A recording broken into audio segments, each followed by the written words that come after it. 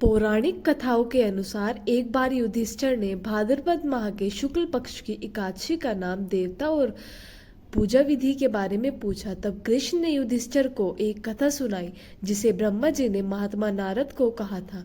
नारद ने ब्रह्मा जी से पूछा, विष्णु जी की आराधना के लिए मैं आपसे जानना चाहता हूँ कि भाद्रपद माह के शुक्ल पक्ष की एकादशी कौन सी होती है। ब्रह्मा जी ने कहा, आपने मुझसे उत्तम प्रश्न किया है। भादो माह की शुक्ल पक्ष की एकादशी को पद्मा एकादशी के नाम से जाना जाता है। उस दिन भगवान हर्षिकेश की पूजा की जाती है। सूर्यवंश में मध्यता नामक एक चक्रवर्ती सत्य प्रतिज्ञा और प्रतापी राजाश्री हो गए हैं। उनके राज्य में अकाल नहीं पड़ता था, प्रजा को मानसिक चिंता नहीं सताती थी और व्याधियों का प्रकोप भी नहीं होता था। उनकी प्रजा निर्भय और आर्थिक रूप से धन समृद्ध थी। महाराज के कोष में केवल ईमानदारी से अर्जित धन का ही संग्रह था। उन्हें राज्य में समस्त वर्णों और आश्रमों के लोग अपने अपने धर्म में लगे रहते थे। मध्यता के राजा की भूमि कामधेनु के समान फल देने वाली थी। उनके राज्यकाल में प्रजा का जीवन काफी सुखमय था। एक बार किसी कर्म के फलभोग के कारण राजा के राज्य में 3 वर्षों तक बारिश नहीं हुई, जिससे भूख से पीड़ित प्रजा नष्ट होने लगी।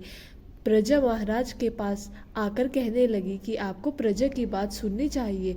जल भगवान का निवास स्थान है, इसलिए वे नारायण कहलाते हैं। नारायण स्वरूप भगवान विष्णु सर्वव्यापी है। वे ही मेघ स्वरूप होकर वर्षा करते हैं और वर्षा से अन्न पैदा होता है और अन्न से प्रजा जीवित रहती है। महाराज, इस समय अन्न के बिना प्रजा का नाश हो रहा है, अतः कोई उपाय कीजिए। राजा ने कहा कि आपने सही कहा है, अन्न को ब्रह्मा कहा गया है, अन्न से ही प्राणी जीवित रहता है। पुराण में भी विस्तृत रूप से वर्णन किया गया है कि राजाओं के अत्याचार से प्रजा को पीड़ा होती है, लेकिन जब मैं विचार करता हूँ तो मुझे इसमें मेरा कोई अपराध नहीं नजर आते। फिर भी प्रजा के हित में मैं पूरा प्रयास करूँगा।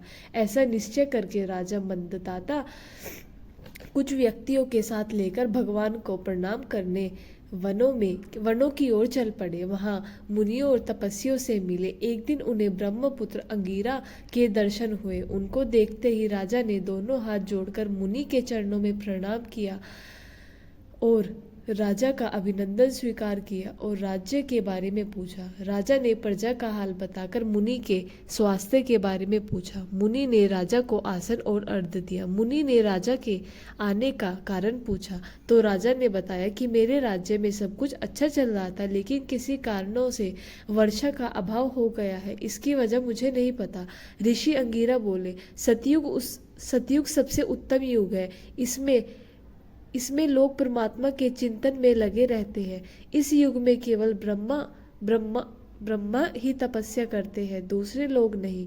तुम्हारे राज्य में एक शूद्र तपस्या करता है और इसकी कारण से वर्षा नहीं हो रही। तुम इसके प्रतिकार में यज्ञ करो, जिससे यह दोष शांत हो जाए। राजा ने कहा, मुनिवर, एक तो वह तपस्या में लगा है और उसका कोई अपराध भी नहीं है, इसलिए मैं उसकी तपस्या भंग नहीं कर सकता। आप दोष को शांत करने वाले किसी धर्म का उपदेश कीजिए। फिर ऋषि ने कहा कि ऐसी बात है तो एकादशी का व्रत करो। भाद्रपद माह के शुक्ल पक्ष की पद्मा नाम की एकादशी होती है। इस व्रत से प्रभाव निश्चित ही समस्या का हल मिलेगा। तुम अपनी प्रजा और परिवार के सदस्यों के साथ इसका व्रत कर सकते हो। ऋषि का ये वचन सुनकर राजा वापस घर लौट आए और चारों वर्णों की प्रजा के साथ मिलकर भादो माह के शुक्ल पक्ष की पद्मा एकादशी का व्रत किया। इस व्रत से राज्य में बारिश होने लगी और हरी भरी खेती से पृथ्वी सुशोभित हो गया। प्रभु श्री कृष्ण ने कहा कि युधिष्ठिर, इस कारण पद्मा यानी पर्वतनी एकादशी व्रत का करना चाहिए। इस व्रत कथा को सुनने से और पढ़ने से व्यक्ति के सभी पापों का नाश होता है। वीडियो अच्छी लगी तो लाइक करें, चैनल को सब्सक्राइब करें और आप सभी को राधे राधे।